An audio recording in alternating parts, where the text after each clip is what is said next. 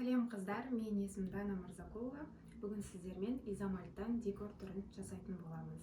Каналға тіркеліп, шабыт беру мақсатында лайк басып қойыңыздар. Ал ендеше кірісеміз. Ең бірінші бізге изомальт қажет. Изомальт дегеніміз не? Және осындай как бұршақ тәрізді болады. Кез келген магазиндерде, яғни кондитерлік магазинде сатылады. Обычно пакетикте сатылады. Сырты именно мынандайды іздеп жүрмеңіздер. Одан кейін бізге декор ретінде, қараңыздар, осындай кондитерлік магазинде посыпкалар, жыртырлақтар бар. Осыны қазір қолданамыз. Видеоға келген кезде ашылмай қалады. Міне, қараңыздар. Өздеріңіз қалауларыңыз бойынша қолдана бересіздер. Енді мен қазір осындай қайнататын бөлек ыдыс аласыздар. Изомальттан примерно бір 80-90 граммдай қосамын. Грамммен өлшесеңіздер де болады, немесе көз мөлшермен. Нақты граммы жоқ, егер үлкен болып шықсын десеңіздер, 150-120 грамм қып өлшей бересіздер. Ал егер кішкентай болсын десеңіздер, сіздер қалай істейсіздер? 50-40 грамм қып қоса берсеңіздер болады. Нақты граммы жоқ. Мен қазір примерно бір 80 граммды өлшеймін. Так, паруса жасаймыз. 88-90 салайын. Так. Міне 90 грамм болды. Все. Енді осыған мен осындай көктен қосайын қазір. Міне. Қараңыздар, қанша қосатынды. Все. Осы жеткілікті. Газде осыны енді араластырамыз. Міне осылай ертіп аламыз. Қасынан кетіп қалмайсыздар.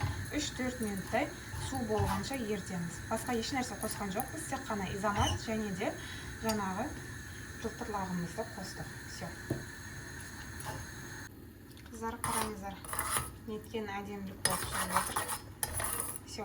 Осылай су сияқты болған кезде оттың астын қоқытып өшіреміз. Газде міне 3-4 минуттай араластырып алдық. Жақыннан көрсетіп қараңыздар. Әдемілікті қараңыздар. Блестящий болып әдемі болып тұр. Енді осындай силиконды форма болуы қажет. Оның қалыны да болады, жұқасы да болады. Міндетті түрде жұқасын алыңыздар, қалынын алмаңыздар. Енді осыған қараңыздар.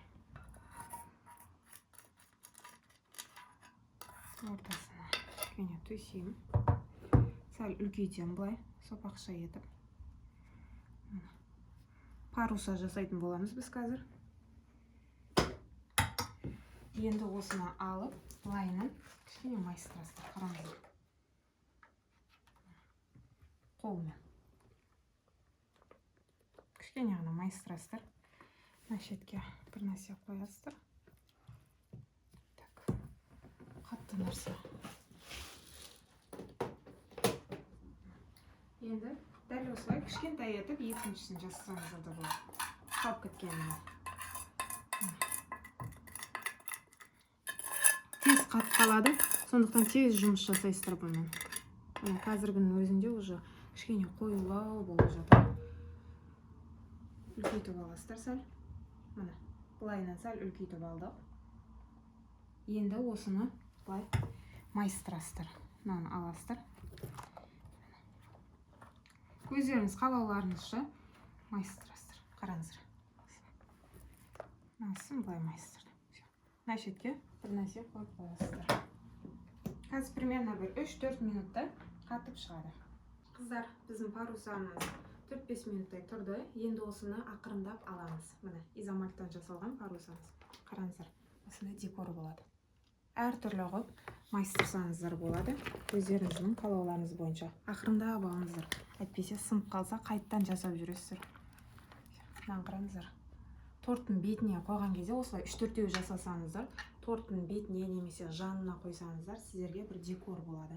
Әрі бұл тек қана декор емес, балдарға бұдан чупа-чуп жасасаңыздар да болады, әртүрлі нәрсе жасасаңыздар болады.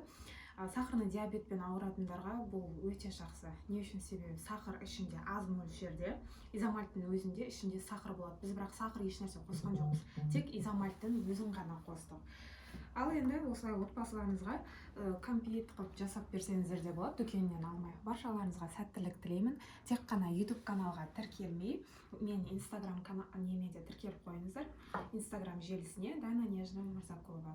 Баршаларыңызға сәттілік тілеймін.